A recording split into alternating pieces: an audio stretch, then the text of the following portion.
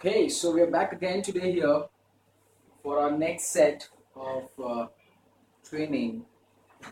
So last time we discussed about how do we map competencies, and we had a clear understanding of that, and then we worked on self-management.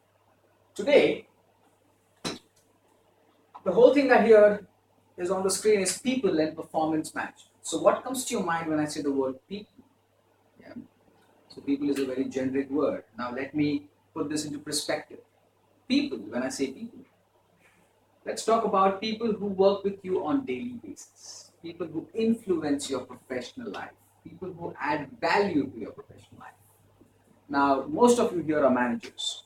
How many of you have about more than 10 people reporting into you? You there? How many of you have about 20 to 30 people reporting into you? Okay.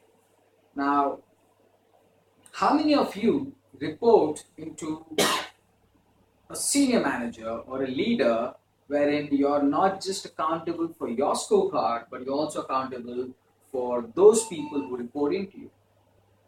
Oh, lovely. I see everybody somewhere is connected, not just for your individual scorecard or not just for your individual performance, but also the people who work with you. Now, before we go any further, I just want to share a small little story here about a farmer here, who had this huge farm along the coastline, and he always found it very difficult to hire an extra additional hand.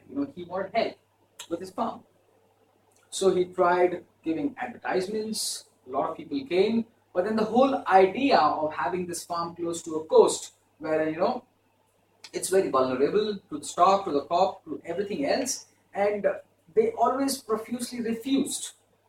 One fine day, this thin little young man comes out of nowhere and almost middle-aged says, I have seen this advertisement and I want to be working with you.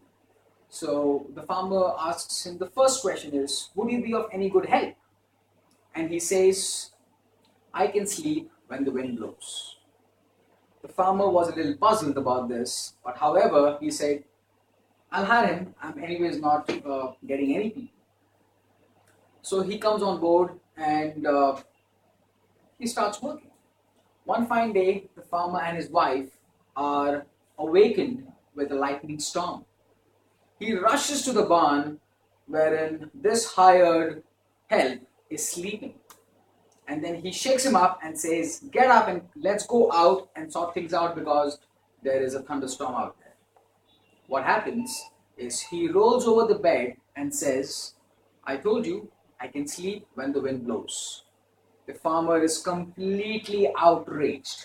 Completely outraged. He would want to fire him then and there, but what happens is he's more concerned about his property.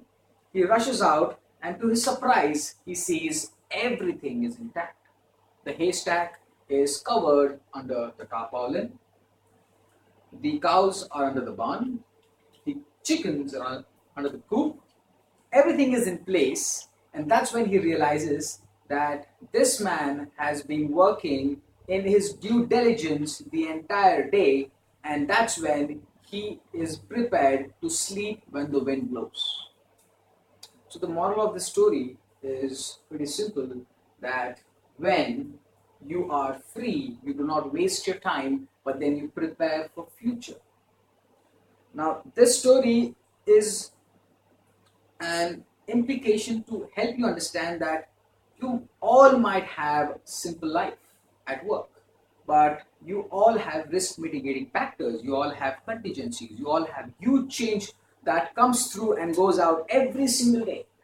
Now, how do you manage this change?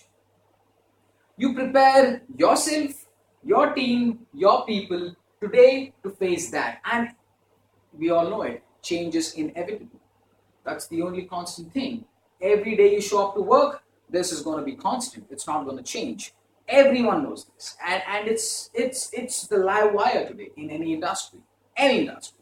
Now, having understood what people are and how do we manage their performance, let's understand what are the two different buckets that we categorize them in and what would we like.